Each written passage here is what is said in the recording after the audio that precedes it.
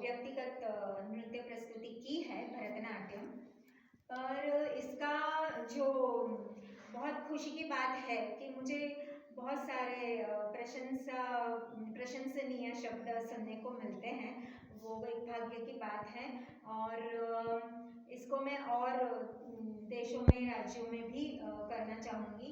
और इससे हमारे लाभ क्या मिलते हैं कि हमें हर एक राज्य में जाते हैं तो वहाँ की संस्कृति जानने को मिलती है, वहाँ का पहरवेश, खाना, फिर यहाँ वहाँ के जो सारी जगह से जो डांस, क्लासिकल डांस आर्टिस्ट आते हैं उनके साथ पहचान हो जाती है और हमारे अच्छे फ्रेंड्स बन जाते हैं, नई पहचान बन जाती है, हमें लोग पहचानते हैं, हम लोगों को पहचानते हैं, दूसरों को मिलता है, अनुभव मिलता है।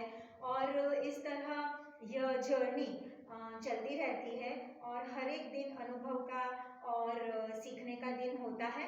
और आजीवन इसमें तो यह कला 7 जन्मों तक भी सीखे तो भी कम है, आकाश जितना इसमें सीखना है। तो बस सीखते रहो, सिखाते रहो और नृत्य प्रस्तुतियाँ करते रहो, तो वैसे ही हमारा भारत की ये जो सांस्कृतिक कला है वह फूली फाली रहेगी। जी धन्यवाद। एक आखिरी सवाल, आज की नई पीढ़ी को आप क्या सीख देना चाहेंगे? जी, आज की नई पीढ़ी को मैं यही कहना चाहूँगी कि आज का समय जो है पाश्चात्य संगीत और नृत्य की तरफ सब खींचे जाते हैं।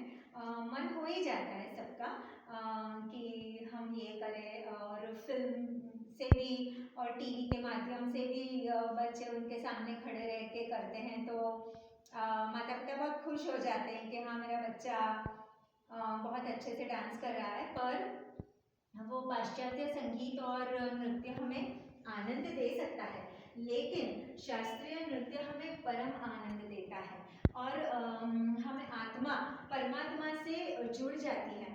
क्योंकि ऐसे कहते हैं ना कि नवधा भक्ति, तो यह नृत्य एक भक्ति है।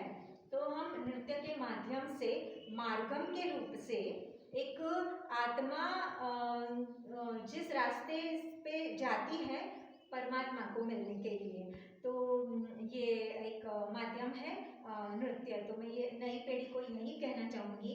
और पहले तो माता पिता को बहुत जागरूक होना पड़ेगा कि शास्त्रीय नृत्य के लिए अपने बच्चे को तैयार करें, उनका माइंडसेट करें कि यह शास्त्रीय नृत्य हमारे भारत की सांस्कृतिक धरोहर है, उसको हमें ही संभालना है, प्रचार प्रसार करना है, क्योंकि हम भारतीय हैं। तो बचपन से ही उनको, बच्चे को यह सीखने के लिए प्रोत्साहित करना चाहिए, क्योंकि यह शास्त्रीय नृत्य कठिन है, उसके लिए साधना करनी पड़ेगी। हर रोज़ कम से कम 3 घंटे की प्रैक्टिस हमेशा निरंतर करती रहनी पड़ेगी, तभी ये जाके हमारा शरीर उसके लिए तैयार रहता है।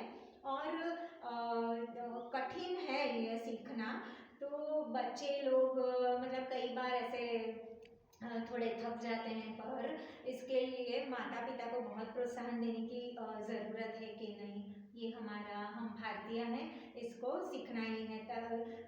आराम कर लो, थोड़ी देर बात करो, लेकिन करो।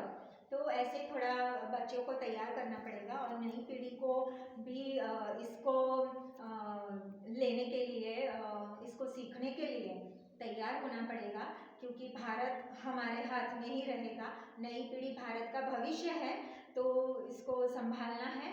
और हमारे भारत के सारे राज्य की सरकार हैं, वह नृत्य संगीत नाटक अकादमी बहुत इसके लिए बहुत गतिशील है और बहुत अच्छा कार्य कर रही है। हमारा भारत सरकार की संगीत नाटक अकादमी जो है वह भी बहुत अच्छा काम कर रही है। तो हमें इसके लिए भी हमें भी कुछ करना है ना, तो भारत को एक शास्त्रीय नृत्य संगीत में एक ऊंचाई पर ले जाना हमारे हाथ में है।